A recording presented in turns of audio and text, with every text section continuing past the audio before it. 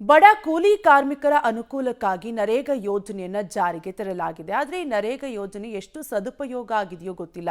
ದುರುಪಯೋಗ ಅಂತೂ ಸಾಕಷ್ಟಾಗಿದೆ. ಎಲ್ಲಿ ಏನಾಯ್ತು ಅನ್ನೋದರ ಕಂಪ್ಲೀಟ್ ಡೀಟೇಲ್ಸ್ ಇಲ್ಲಿದೆ, ನೀವೇ ನೋಡಿ. ನರೇಗಾದಲ್ಲಿ ಭಾರೀ ಗೋಲ್ಮಾಲ್. ನರೇಗಾದಲ್ಲಿ ಅಪ್ರಾಪ್ತ ಬಾಲಕರ ಬಳಕೆ, ಕಾರ್ಮಿಕರ ಪಟ್ಟಿಯಲ್ಲಿ ವಯಸ್ಕರ ಹೆಸರು. ಗೋಲ್ಮಾಲ್ನಲ್ಲಿ ಅಧಿಕಾರಿಗಳು ಭಾಗಿ ಶಂಕೆ.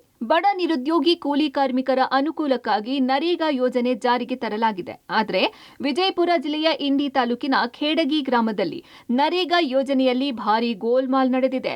ನರೇಗಾ ಯೋಜನೆಯಡಿ ಖೇಡಗಿ ಗ್ರಾಮ ಪಂಚಾಯತ್ ವ್ಯಾಪ್ತಿಯ ನಾಗರಹಳ್ಳಿ ಗ್ರಾಮದ ಸರ್ಕಾರಿ ಕನ್ನಡ ಶಾಲಾ ಆಟದ ಮೈದಾನ ಅಭಿವೃದ್ಧಿಗೊಳಿಸುವ ಕೆಲಸ ನಡೆದಿದೆ.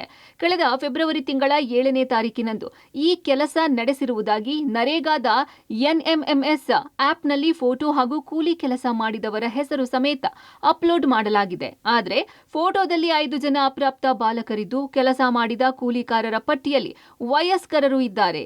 ಇನ್ನೊಂದು ವಿಚಿತ್ರ ಅಂದ್ರೆ ಆ ಪಟ್ಟಿಯಲ್ಲಿ 3 ಮಹಿಳೆಯರ ಹೆಸರಿದ್ದು, ಫೋಟೋದಲ್ಲಿ 5 ಬಾಲಕರಿದ್ದಾರೆ. ಒಂದು ಎನ್ಎಂಎಸ್ ತಂತ್ರಾಂಶದಲ್ಲಿ ಅಲ್ಲಿ ಕೂಲಿ ಕಾರ್ಮಿಕರ ಒಂದು ಕಾಮಗಾರಿಯ ಚಿತ್ರಣವನ್ನು ಅಪ್ಲೋಡ್ ಮಾಡಬೇಕು ಪ್ರತಿದಿನವೂ.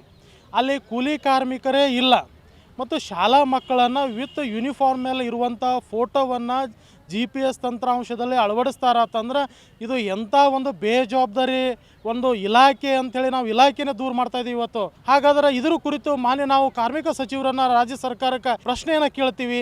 ಇಂಥ ಶಾಲಾ ಮಕ್ಕಳನ್ನು ನಾವು ದುರುಪಯೋಗ ಮಾಡುವಂಥ ಒಂದು ಇಲಾಖೆ ಮೇಲೆ ಯಾವ ಥರ ತಾವು ಕ್ರಮ ಕೈಗೊಳ್ತೀರಿ ಅನ್ನುವಂಥದ್ದು ನಮ್ಮದು ಪ್ರಶ್ನೆ.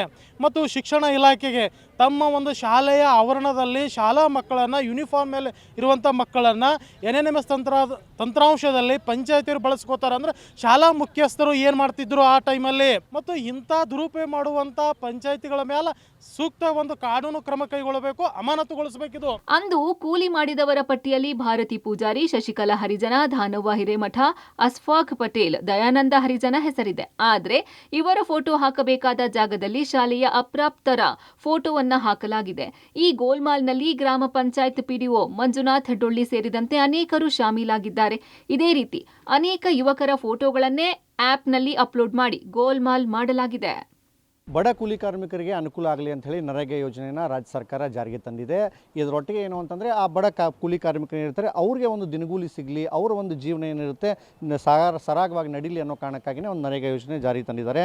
ಆದರೆ ಈ ನರೇಗಾ ಯೋಜನೆಯಲ್ಲಿ ನೋಡ್ತಾ ಇರ್ಬೋದು ಎಷ್ಟೊಂದು ಅಕ್ರಮ ನಡೀತಾ ಇದೆ ಅನ್ನೋದ್ರ ಬಗ್ಗೆ ಈಗ ನಿಮ್ಮ ಪಬ್ಲಿಕ್ ಟಿವಿ ಒಂದು ಏನು ಅಂತಂದರೆ ರಿಯಾಲಿಟಿ ಚೆಕ್ ಮಾಡಿತ್ತು, ಅದರೊಳಗೆ ಒಂದು ಬಹಿರಂಗ ಆಗಿದೆ ಅಂತ ಹೇಳ್ಬೋದು. ನೀವು ನೋಡ್ತಿರ್ಬೋದು, ನಾವೀಗ ವಿಜಯಪುರ ಜಿಲ್ಲೆ ಇಂಡಿ ತಾಲೂಕಿನ ಖೇಡಗಿ ಅಂತ ಏನು ಗ್ರಾಮ ಬರ್ತದೆ, ಆ ಖೇಡಗಿ ಗ್ರಾಮ ಪಂಚಾಯತಿ ಎದುರುಗಡೆ ಇದ್ದೀವಿ. ನೋಡ್ತಿರ್ಬೋದು ಈ ಖೇಡಗಿ ಗ್ರಾಮದಲ್ಲಿ ಇದೆ ಅಂತಂದರೆ ಫೆಬ್ರವರಿ 7ರಲ್ಲಿ ಏನು ಅಂತಂದರೆ ನರೇಗಾ ಯೋಜನೆ ನಡೆದಿತ್ತು. ನರೇಗಾ ಯೋಜನೆಯಲ್ಲಿ ಏನು ಅಂತಂದರೆ ಅಲ್ಲಿ ಒಂದು ಕಾಮಗಾರಿ ನಡೆಸ್ತಾರೆ.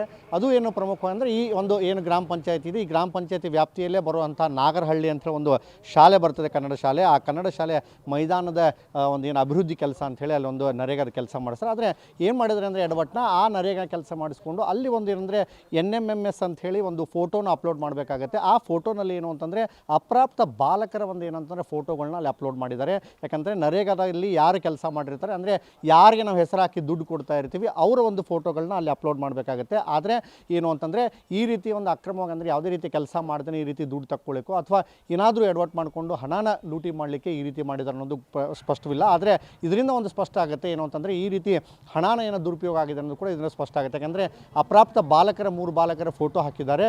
ಅದ್ರ ಜೊತೆಗೆ ಏನು ಅಂತಂದರೆ ಆ ಶಾಲೆ ಮೈದಾನದಲ್ಲಿ ಅವ್ರ ಫೋಟೋನ ಅಪ್ಲೋಡ್ ಮಾಡಿ ಆ ಫೋಟೋನು ಕೂಡ ಏನು ಅಂತಂದರೆ ಇದೀಗ NMMS ಏನು ಬರ್ತದೆ ಆ ಒಂದು ಸಾಫ್ಟ್ವೇರ್ನಲ್ಲಿ ಕೂಡ ಒಂದು ಅಪ್ಲೋಡ್ ಕೂಡ ಮಾಡಿದ್ದಾರೆ. ಇದರಿಂದ ಏನು ಅಂದರೆ ಒಂದು ಸ್ಪಷ್ಟ ಆಗುತ್ತೆ, ಖೇಡಗಿ ಏನು ಗ್ರಾಮ ಪಂಚಾಯತಿ ಏನು ಒಂದು ವ್ಯಾಪ್ತಿಯಲ್ಲಿ ಬರುವಂಥ ಏನೋ ಒಂದು ನಾಗರಹಳ್ಳಿ ಗ್ರಾಮ ಬರ್ತದೆ, ಆ ಶಾಲೆಯ ಮಕ್ಕಳ ಒಂದು ಫೋಟೋ ಒಂದು ಕಡೆ ದುರುಪಯೋಗ ಆದರೆ ಇನ್ನೊಂದು ಕಡೆ ಆ ನರೇಗಾ ಯೋಜನೆ ಏನು ದುಡ್ಡೇನು ಕಾರ್ಮಿಕರು ಸೇರಬೇಕಾಗಿತ್ತು ಆ ನಿಜವಾದ ಕಾರ್ಮಿಕರು ಸೇರಿದ್ರೆ ಈ ರೀತಿ ಹಣ ಕೂಡ ಏನು ಅಂತಂದರೆ ಲಪ್ಟಾಯಿಸಲಾಗಿದೆ ಅನ್ನೋದು ಕೂಡ ಇದರಿಗೊಂದು ಅಬ್ಜೆಕ್ಷನ್ ಕೂಡ ಬಂದು ಇದರ ಆರೋಪ ಕೂಡ ಕೇಳಿ ಬಂದಿದೆ.